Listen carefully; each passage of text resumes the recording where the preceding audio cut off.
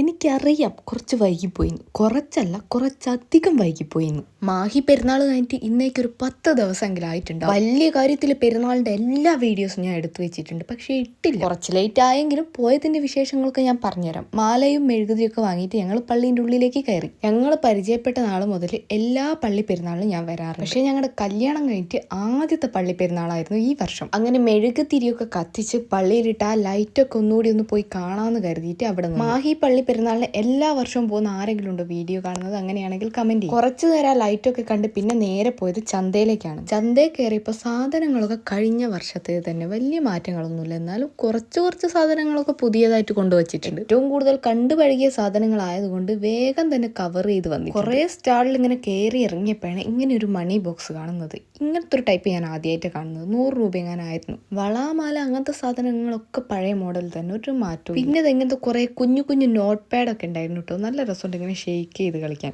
ഇതൊക്കെ ഓരോ type eraser ആയതുകൊണ്ട് നമുക്ക് ആവശ്യമില്ലല്ലോ. ഇത് പിന്നെ ക്ലേ ആണ്. ഈ കുഞ്ഞു ക്ലേക്കൊക്കെ 60 രൂപയുള്ളൂ. അതിൻ്റെ തൊട്ട് മുകളിലുള്ളതിന് 80 രൂപ. പിന്നെ ഈ ടോയ്സൊക്കെ ഏതെടുത്താലും 100 രൂപ. ഈ സാധനങ്ങളൊന്നും എനിക്ക് ആവശ്യമില്ലാത്തതായതുകൊണ്ട് ഞാൻ ഒന്നും വാങ്ങിയിട്ടില്ല. അങ്ങനെ അവസാനം എൻ്റെ കൈ ചെന്നെത്തിയത് ലബൂബുവിലാണ്. നമ്മുടെ ശത്രുക്കൾക്കൊക്കെ വേണമെങ്കിൽ അയച്ചു കൊടുക്കാം. പ്രത്യേകിച്ചൊന്നും വാങ്ങുന്നില്ലെങ്കിലും എല്ലാ കടയിലും കയറി ഇറങ്ങുന്നുണ്ട്. ഒറ്റ കട പോലും മിസ്സാക്കിയിട്ടില്ല. അവസാനം എത്തിയത് കുത്താമ്പള്ളി ഡ്രസ്സ് അങ്ങനത്തെ ഓരോ ഐറ്റംസ് ഇല്ലേ, അങ്ങനെയുള്ള ഒരു കടയിലായിരുന്നു. അവിടെ കണ്ട സാരികളാട്ടോ ഇത്. ഇതിനൊക്കെ 200 രൂപയുള്ളൂ. എല്ലാ കളറിലും ഉണ്ട്. ക്ലോത്ത് ഉണ്ടല്ലോ, ഒരു പ്രത്യേക തരം ക്ലോത്ത്. നല്ല സോഫ്റ്റ് മെറ്റീരിയൽ ആയതുകൊണ്ട് ഒന്നും എനിക്ക് എടുക്കണം എന്നുണ്ടായിരുന്നു. അങ്ങനെ തിരിച്ച് വരുമ്പോൾ എടുക്കാമെന്ന് വിചാരിച്ചു. പക്ഷേ ഉണ്ടല്ലോ, എല്ലാം കവർ ചെയ്ത് തിരിച്ച് വരുമ്പോഴത്തേക്ക് മറന്നുപോയി.